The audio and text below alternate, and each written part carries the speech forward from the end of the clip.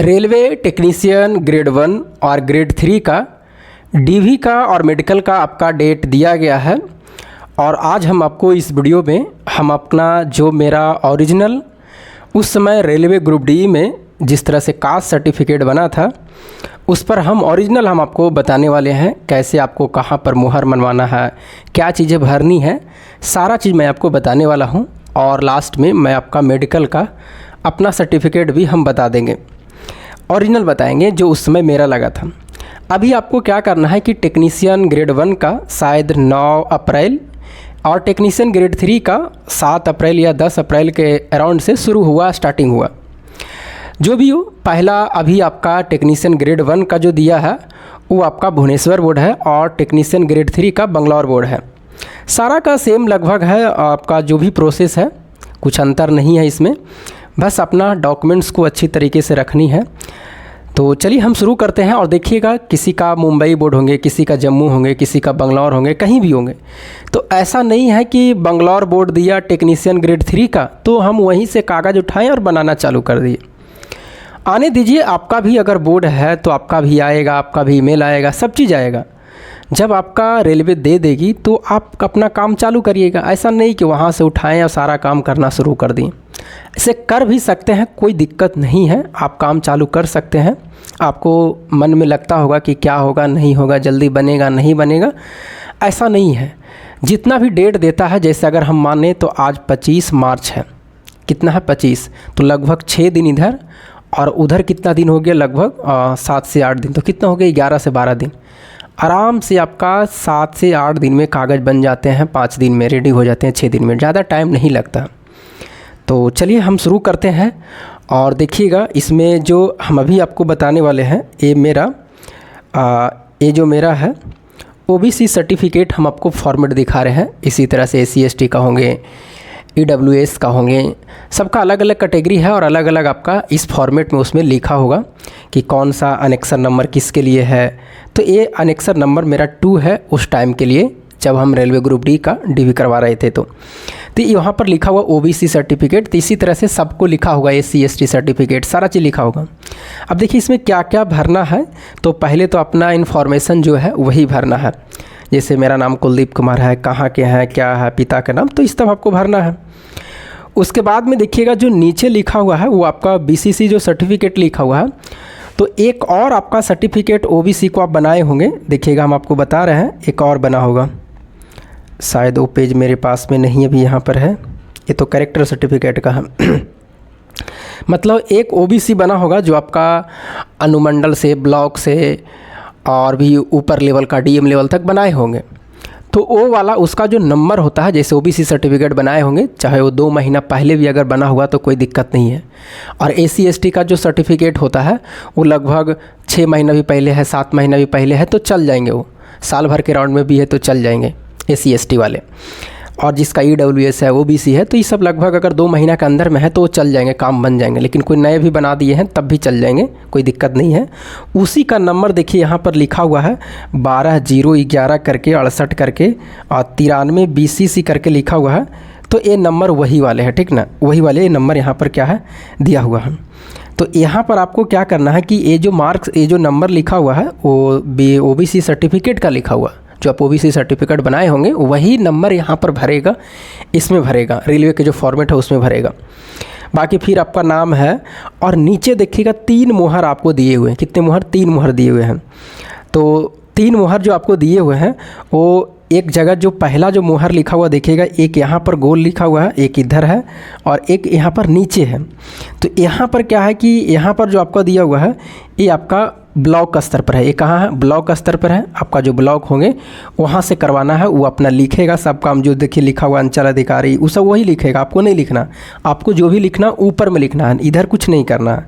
इधर जो भी मुहर बनाया है इधर आपको कुछ नहीं छेड़छाड़ करना, जो भी करना आपका डिक्लेरेशन में करना।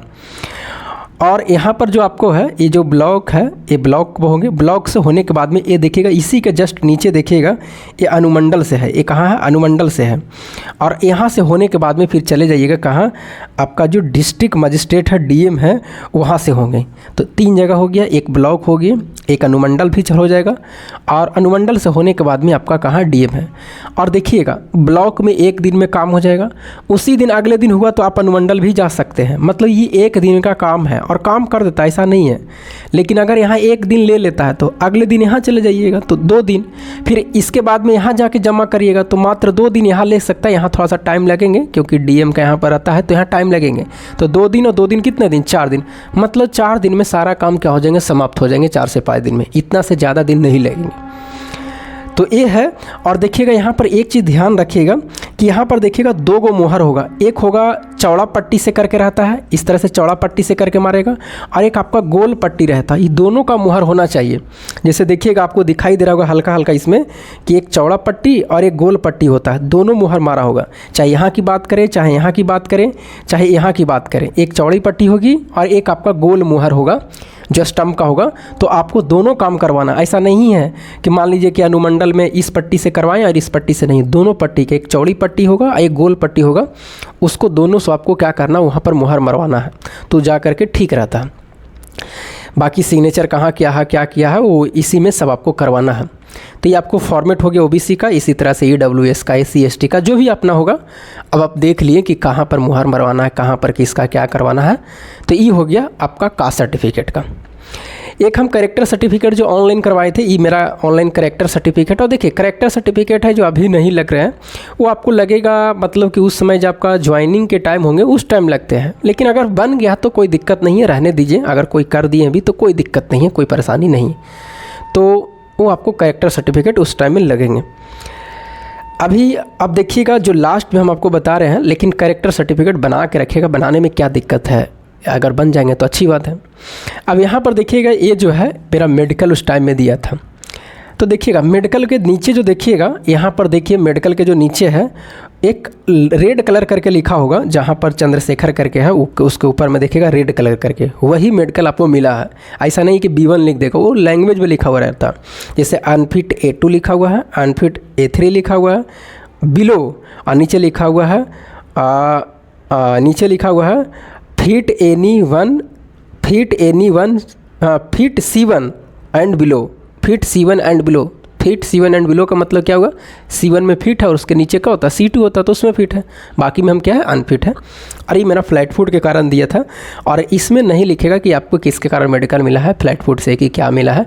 एक और पेज होता उसमें मिला, वो पेज हम ढूंढे लेकिन मिला नहीं हमें कि कहाँ पर है, क्या है, नहीं मिला। और मेरा ये बाइकुला में हुआ था। यहाँ पर आपको थंब लगाया जाता है जब आपको पूरी फाइनल हो जाती है, तो 4 जगह थंब लेता है। जब 4 जगह थंब लेगा तो आप समझ जाइएगा कि मेरा मेडिकल फाइनल होगा। अब फाइनल में B2 देगा, क्या देगा, C1 देगा।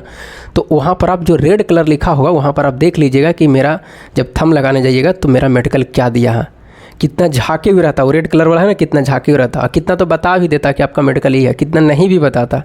तो आप चालाकी करिएगा कि देख लीजिएगा कि मेरा मेडिकल क्या दिया है। जो रेड कलर से लिखा होगा वही आपका मेडिकल है, तो उसको पढ़ लीजिएगा कि क्या लिखा।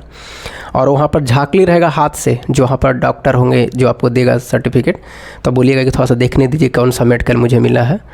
तो हो सकता है देखने दे दिया जाए, और कहीं कहीं तो बता भी दिया जाता है। तो सबका अलग अलग रूल है, यही है। तो बाकी अगर आपको और कोई भी कमेंट रहता है तो आप कमेंट में हमें ज़रूर बताइएगा। जो भी आपकी दिक्कत है, समस्या है, ज़रूर बताइएगा। और हाँ, एक बात ध्यान से सुनिए, अगर कहीं भी कुछ भी मिस्टेक आपको लगता है कि इसके जगह पर ये होना चाहिए, आपको लगता है कि नहीं मेरा यहाँ पर ये है और ये होना चाहिए, तो आप उसके लिए एफिडेविट ज़रूर बनवा लीजिए। अगर एक जगह गलती है तो उसका, फिर दूसरे जगह है तो उसका भी एफिडेविट, तीसरे जगह है तो उसका भी। मतलब जितना भी आपको गलतियाँ लगती है, चाहे वो आपका 10th क्लास में हो, 11th में है, जो भी हो, 12th में हो, उसके बाद में आपका आधार कार्ड, पैन कार्ड, जो भी है, आपको जहाँ भी आपको गलतियाँ लगती है, कास्ट सर्टिफिकेट के रिगार्डिंग उस टाइम दिए थे कुछ गलतियाँ, कुछ भी लगता है उसका एफिडेविट बनवा लीजिए कि इसके जगह पर ये होना चाहिए। क्योंकि अगर नहीं बनवाते तो फिर दिक्कत होगा। वहाँ भी बनेगा, लेकिन वहाँ जब बनाइएगा तो वहाँ भी टाइम लेगा, बहुत पैसा ले लेता, 2000-3000 के राउंड में ले लेता। अभी आपके क्षेत्र में जब बनाइएगा तो लगभग 350-400 के राउंड में एगो का पड़ेगा, अगर एक जगह गलती है तो इस तरह से है। और आपका ये जो एफिडेविट बनता है वो आपको जहाँ पर आपका कचहरी वगैरह होते हैं वहाँ पर आपको बनेगा, जहाँ पर आपका डिस्ट्रिक्ट का कोर्ट होते हैं ना, डिस्ट्रिक्ट कोर्ट, वहाँ पर आपको बन जाएंगे। तो चलिए, यह है एफिडेविट के भी रिगार्डिंग हम बता दीजिए, और एफिडेविट वाला काम ज़रूर करवा लीजिएगा, क्योंकि डॉक्यूमेंट वेरिफिकेशन में कहीं भी गलतियाँ कुछ रहती है तो वो उसका मान्य होता है, आप नोटिस में भी देखे होंगे। तो यही है, बाकी और भी कुछ भी मन में आपको डाउट में प्रश्न रहते हैं तो ज़रूर हमें कमेंट बॉक्स में, क्योंकि हम रिप्लाई दे देते हैं, जो भी हम कमेंट देखते हैं उसके हिसाब से मैं दे देता हूँ रिप्लाई, और तो ऐसा कुछ नहीं है। और हाँ, एक माता और पिता का कोई पूछ रहे थे कि सर उनका भी आधार कार्ड पैन कार्ड लगेगा, तो लगता नहीं है कहीं भी, इसका ज़रूरी नहीं है, लेकिन रख ले रहिएगा, क्या दिक्कत है, रखने में क्या दिक्कत है, लेकिन लगता नहीं है, नहीं लगता उसका कुछ मतलब काम नहीं रहता है, लेकिन रख लीजिएगा, कोई दिक्कत नहीं होंगे, रखने में क्या दिक्कत है। तो चलिए, बाकी हम आपको बता दिए कि किस तरह से हमने भरा है, क्या डिक्लेरेशन। और हाँ, एक होगा डिक्लेरेशन फॉर्म भी होगा, एक तो कास्ट सर्टिफिकेट हो गया, एक डिक्लेरेशन फॉर्म आपको होंगे। डिक्लेरेशन फॉर्म में आपको क्या करना है, बस आपका नाम पता वगैरह करना है, और उसमें कुछ भरना वरना नहीं है, कुछ भी नहीं फॉल, सिर्फ अपना नाम वगैरह जो भी एड्रेस वगैरह है, जो भी पूछ रहा है उसको भरना, न उसमें सिग्नेचर करना, सिर्फ आपका खुद सिग्नेचर होंगे। तो यही 2 काम करवाना है आपको। बाकी ज्वाइनिंग के टाइम में भी बहुत सारा कागज़ आपको मिलेंगे, जब ज्वाइनिंग आएगा कि इतने तारीख को आपको जाना है, तो उसमें भी लगभग 7 से 8 पेज मिलेंगे, तो उस समय वो भी आपको काम करना पड़ेगा। तो अभी इतना ही काम करना है डीवी के लिए, और जिस दिन डीवी होगा उसके अगले दिन ही आपको मेडिकल में भेज दिया जाएगा कि आपको यहाँ मेडिकल है, आप वहाँ चले जाइए। तो अराउंड में लगभग आप 10 दिन के खर्च वगैरह लेके चलिएगा, क्योंकि किसी का मेडिकल हो सकता है फिट ना करे जल्दी, तो 7 से 8 दिन भी टाइम ले सकता है, किसी का 1 दिन में ही फिट हो जाए, किसी के 2 दिन में लग जाए, किसी के 3 दिन लग जाए। तो डीवी और मेडिकल को मिला करके लगभग 8 से 10 दिन के लिए अपना खर्च ले करके जाइएगा, ताकि कुछ भी दिक्कत वहाँ पर ना आए। तो चलिए, बाकी और भी कुछ भी मन में आपको डाउट रहते हैं आप ज़रूर बता दीजिएगा, क्योंकि देखिए ये सब चीज़ एक वीडियो में अगर कोई भी कहीं भी किसी का आप हेल्प लेते हैं तो संभव नहीं हो पाते, किसी का अलग परेशानी, किसी का अलग परेशानी, किसी का कुछ परेशानी, सबके अलग अलग परेशानियाँ होती है, ऐसा नहीं है कि एक ही मतलब चीज़ में हम सब क्लियर कर दें। तो ये चीज़ें हैं। तो चलिए, बाकी हम मिलेंगे, आपको जो भी पूछना है कमेंट बॉक्स में ज़रूर लिखिएगा।